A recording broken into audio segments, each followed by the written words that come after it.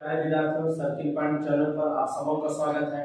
आज हम आप लोग के सामने भूगोल के टॉपिक के साथ उपस्थित हैं और हम लोग का जो क्रम जो डेली चल रहा है कंटिन्यू, उसी को आगे बढ़ाते हुए आज देखते हैं भूगोल के कुछ प्रश्न जो कि भारत के भूगोल से संबंधित है। ध्यान रखिएगा, भूगोल का टॉपिक है लेकिन इंडियन ज्योग्राफी से कुछ प्रश्न लिए हैं जो आप लोग के लिए परीक्षाओं के लिए काफी महत्वपूर्ण होगा। वैसे प्रश्न लिया गया है जो कि अक्सर आपको बुक वगैरह में जल्दी आप लोग को कोई नॉर्मल बुक रहेगा वहां पर मिलता नहीं है, तो वैसे प्रश्नों को लेकर हम आए हैं जिससे आप लोग बेहतर तरीके से याद कर लें।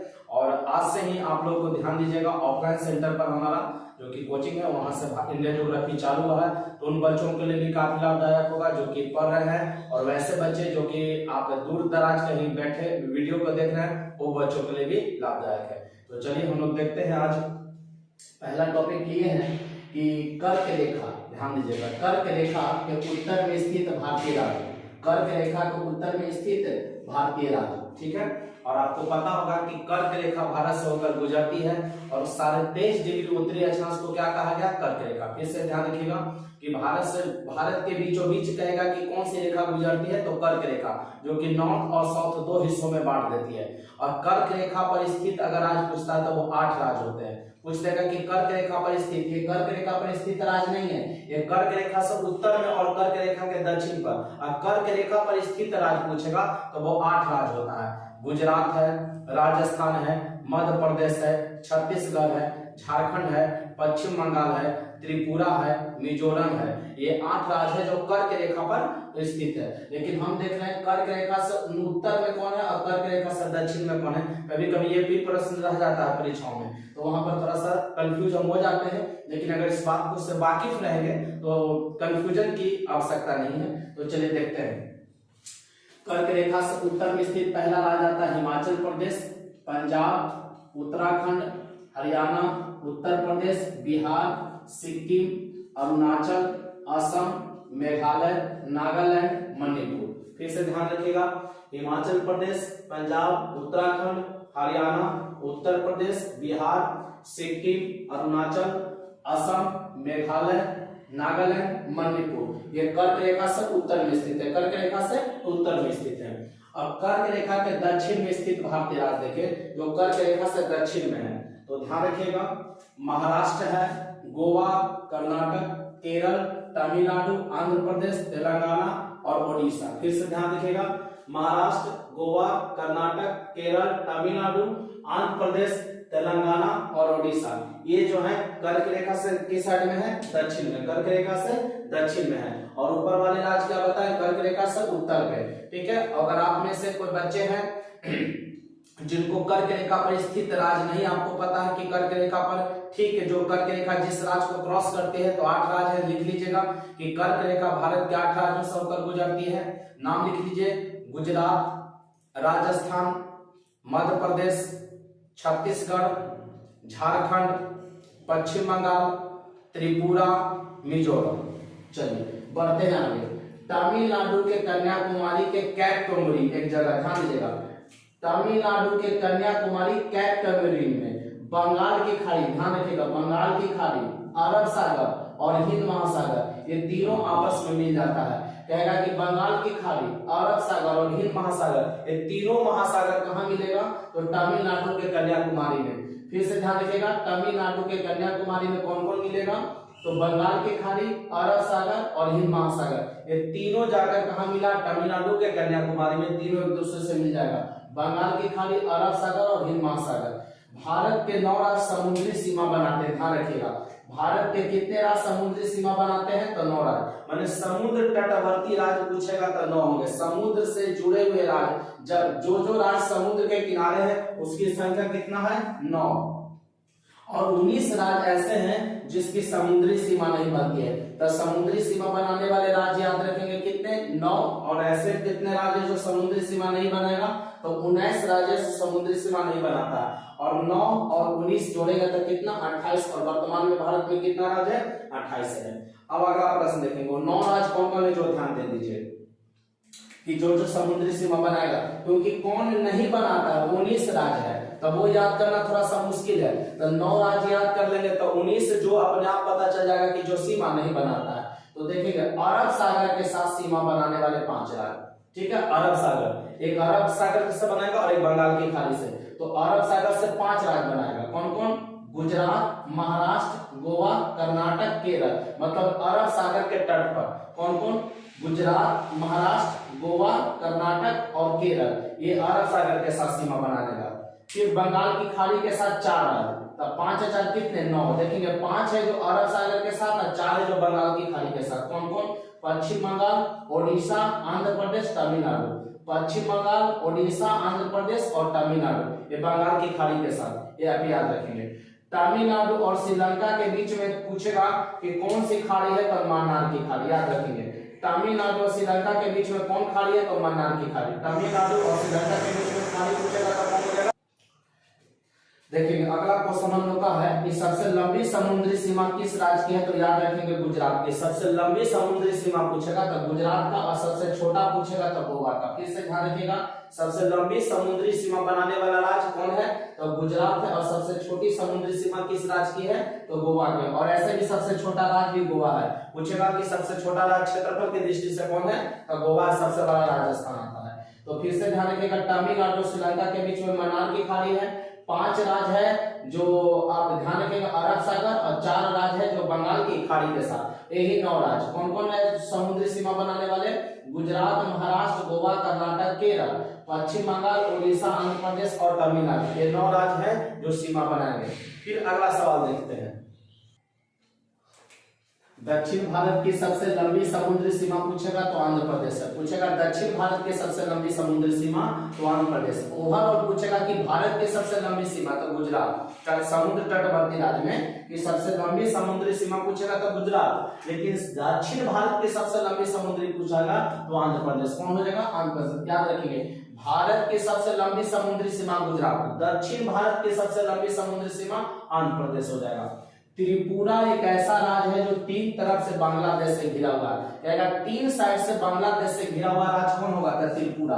3 साइड से बांग्लादेश से घिरा हुआ राज्य पूछेगा त्रिपुरा। 3 साइड से बांग्लादेश से घिरा हुआ राज्य कौन होगा? त्रिपुरा होगा।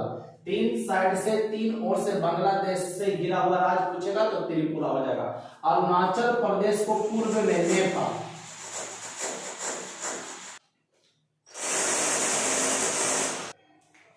अरुणाचल प्रदेश को पूर्व में नेफा के नाम से जाना जाता था। नेफा का पूरा नाम देखेंगे नॉर्थ ईस्ट फ्रंटियर एजेंसी।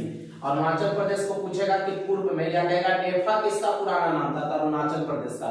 नेफा का पूरा नाम नॉर्थ ईस्ट फ्रंटियर एजेंसी। 3 राज्य पश्चिम बंगाल, सिक्किम और अरुणाचल प्रदेश, ये 3 पड़ोसी देश के साथ सीमा बनाता है। ध्यान दीजिएगा, 3 ऐसे भारतीय राज्य हैं, जैसे हमारे जानते हैं कि पड़ोसी देश की संख्या 7 है, तो 3 ऐसे हमारे राज्य हैं जो 3 पड़ोसी देश के साथ वो सीमा बनाने का काम करेगा। तो 3 पड़ोसी देश के साथ सीमा बनाने वाला कौन कौन है, तो ध्यान दीजिएगा। पश्चिम बंगाल 3 देशों के साथ, पश्चिम बंगाल कितने देशों के साथ? 3 देशों के साथ सीमा बनाएगा। वो देश कौन कौन है? बांग्लादेश, भूटान और नेपाल। बांग्लादेश, भूटान और नेपाल। बांग्लादेश, भूटान और नेपाल। सिक्किम से देखेंगे 3 देश कौन कौन लगता है, तो नेपाल, भूटान, चीन। सिक्किम से 3 देश कौन कौन लगेगा? नेपाल, भूटान, चीन। 3 राज्य आपको बता रहे थे जो कि 3 देशों के साथ सीमा बनाने का काम करेगा। ठीक है। अरुणाचल प्रदेश ध्यान दीजिएगा, भूटान, चीन और म्यांमार से। भूटान, चीन और म्यांमार से, मतलब पश्चिम बंगाल जो ध्यान दीजिएगा 3 देश के साथ सीमा बनाएगा, बांग्लादेश, भूटान और नेपाल के साथ। सिक्किम बनाएगा नेपाल, भूटान और चीन के साथ में। और अरुणाचल बनाएगा भूटान, चीन और म्यांमार के साथ। मतलब ये 3 ऐसे राज्य के 3 पड़ोसी देश से लगता है। ठीक है। अब ध्यान दीजिएगा अगला प्रश्न, उत्तर प्रदेश सबसे अधिक 8 राज्यों से सीमा बनाता है। ध्यान दीजिएगा, उत्तर प्रदेश से जो भारतीय राज्य है वो 8 राज्यों से सीमा बनाएगा और एक केंद्र शासित प्रदेश का। 8 है, कितना हो गया? 9। अब वो कौन कौन सा राज्य है जो उत्तर प्रदेश की सीमा से लगता है, तो सबसे पहले देखेंगे उत्तराखंड, हिमाचल प्रदेश, हरियाणा। उत्तराखंड, हिमाचल प्रदेश, हरियाणा उत्तर प्रदेश का पड़ोसी राज्य हो जाएगा। राजस्थान, मध्य प्रदेश, छत्तीसगढ़, झारखंड और बिहार, ये 8 राज्य से सीमा बनाएगा। फिर से ध्यान दीजिएगा, उत्तराखंड, हिमाचल प्रदेश, हरियाणा है, राजस्थान है, मध्य प्रदेश है, छत्तीसगढ़, झारखंड और बिहार, इसके साथ सीमा बनाएगा। और एक केंद्र शासित प्रदेश है नई दिल्ली। ध्यान रखिएगा, दिल्ली जो होगा ये केंद्र शासित प्रदेश है। 8 राज्य और एक केंद्र शासित प्रदेश के साथ सीमा बनाएगा। अब उसके बाद देखेंगे अगला प्रश्न, क्षेत्रफल के आधार पर भारत के 4 बड़े राज्य, क्षेत्रफल के आधार पर भारत के सबसे बड़े राज्य में तो राजस्थान है, 2 नंबर पर मध्य प्रदेश है, 3 पर महाराष्ट्र है और 4 पर यूपी है। फिर से ध्यान रखिएगा, क्षेत्रफल के आधार पर भारत के 4 बड़े राज्य कौन कौन? राजस्थान, मध्य प्रदेश, महाराष्ट्र और उत्तर प्रदेश। क्षेत्रफल के आधार पर जनसंख्या में उत्तर प्रदेश सबसे पहला हो जाएगा। लद्दाख का कुछ हिस्सा पर चीन का अधिकार है। ध्यान दीजिएगा, लद्दाख जो हमारा केंद्र शासित प्रदेश जम्मू कश्मीर से हट के बना, तो लद्दाख का कुछ हिस्सा पर चीन का अधिकार है, जिसे अक्साई चीन कहते हैं। ध्यान दीजिएगा, जिसे क्या कहते हैं? अक्साई चीन। लद्दाख के कुछ हिस्सा पर किसका अधिकार है? चीन का। और उस क्षेत्र को क्या कहते हैं? अक्साई चीन कहते हैं। उसे क्या कहेंगे? अक्साई चीन। तो बच्चों ध्यान दीजिए, भारत के भूगोल से अभी आप कुछ विविध टाइप के प्रश्न को देख रहे हैं और इसी में आगे हम लोग बढ़ते हैं कि अब इसके बाद 15 नंबर तक देखें, 15 के बाद हम लोग 16 नंबर से देखते हैं। बच्चों तो बढ़ते हैं आगे हम लोग। लद्दाख का कुछ हिस्सा पर पाकिस्तान का अधिकार है, जिसे पाक अधिकृत कश्मीर POK कहते हैं। ध्यान रखिएगा, लद्दाख का कुछ हिस्सा पर पाकिस्तान का अधिकार है, जिसे पाक अधिकृत कश्मीर POK कहते हैं। क्या कहते हैं? POK कहते हैं। LAC line of actual control. ध्यान दीजिएगा, LAC का पूरा नाम क्या होता है? Line of actual control. यह रेखा लद्दाख में भारत और चीन के बीच में खींचा गया है। LAC जो लाइन है भारत और चीन के बीच में, और पूरा नाम क्या होगा? Line of actual control. Ladakh में है, भारत और चीन के बीच में। अगला ध्यान दीजिएगा, LOC line of control. LOC का क्या होगा? Line of control. यह रेखा लद्दाख में भारत और पाकिस्तान के बीच में खींचा गया। भारत और पाकिस्तान के, भारत और चीन के बीच में LAC और भारत और पाकिस्तान के बीच में LOC, दोनों है लद्दाख में। और लद्दाख वाला हिस्सा पर पाकिस्तान का जो अधिकार है उसको क्या कहते हैं? POK कहते हैं, पाक अधिकृत कश्मीर कहते हैं। अब अगला देखेंगे, भारत के पूर्वी तट को कोरोमंडल और पश्चिमी तट को मालाबार तट कहते हैं। काफी इंपॉर्टेंट क्वेश्चन है। भारत के पूर्वी तट को पूछेगा क्या कहेंगे? तब कोरोमंडल तट कहेंगे, और पश्चिमी तट को मालाबार तट। पूर्वी तट को कोरोमंडल और पश्चिमी तट को मालाबार तट कहेंगे। गुजरात के तट को काठियावाड़ तट कहते हैं। गुजरात का जो तट है उसको क्या नाम दिया गया? काठियावाड़ तट है।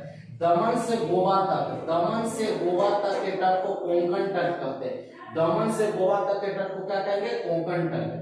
अब गोवा से कर्नाटक के मंगलुरु, ध्यान दीजिएगा, गोवा से कर्नाटक के मंगलुरु तक के तट को केनरा तट कहेंगे। एकदम इंपॉर्टेंट है, याद रखिएगा ये। गुजरात के तट को काठियावाड़, दमन से गोवा तक को कोंकण, और गोवा से कर्नाटक के मंगलुरु तक को केनरा तट कहेंगे। अब कर्नाटक के मंगलुरु से तमिलनाडु के कन्याकुमारी, कर्नाटक के मंगलुरु से तमिलनाडु के कन्याकुमारी तक के तट को मालाबार तट कहेंगे। क्या कहेंगे? मालाबार तट कहेंगे। अगला, मालाबार तट और लक्षद्वीप के बीच में लक्षद्वीप सागर स्थित है। मालाबार तट और लक्षद्वीप के बीच में क्या है? लक्षद्वीप सागर स्थित है। मालाबार तट और लक्षद्वीप के बीच में, मालाबार तट और लक्षद्वीप के बीच में लक्षद्वीप सागर स्थित है। पूछेगा लक्षद्वीप सागर किसके बीच में स्थित है? तो मालाबार तट और लक्षद्वीप के बीच में। कोरोमंडल तट और श्रीलंका के बीच में मन्नार की खाड़ी है। कोरोमंडल तट और श्रीलंका के बीच में मन्नार की खाड़ी है। कोरोमंडल तट और श्रीलंका के बीच में मन्नार की खाड़ी है। तमिलनाडु के कन्याकुमारी से कृष्णा नदी डेल्टा तक के तट को कोरोमंडल तट कहते हैं। तमिलनाडु के कन्याकुमारी से, तमिलनाडु के कन्याकुमारी से कृष्णा नदी डेल्टा तक के तट को क्या कहेंगे? कोरोमंडल तट कहेंगे। कोरोमंडल तट कहेंगे। कृष्णा नदी से गोदावरी नदी डेल्टा तक, ध्यान दीजिएगा, कृष्णा नदी से गोदावरी नदी डेल्टा तक, गोदावरी नदी डेल्टा तक के तट को गोलकुंडा तट कहेंगे। कौन कौन गोलकुंडा तट में आ जाएगा? कृष्णा नदी से गोदावरी नदी, कृष्णा नदी से गोदावरी नदी डेल्टा तक के तट को गोलकुंडा तट कहेंगे। गोदावरी नदी डेल्टा के उत्तर में, गोदावरी नदी डेल्टा के उत्तर में स्थित तट को उत्तरी सरकार तट कहेंगे। क्या कहेंगे? उत्तरी सरकार तट। उड़ीसा के तट को उत्कल तट नाम दिया गया। उड़ीसा के तट को उत्कल तट।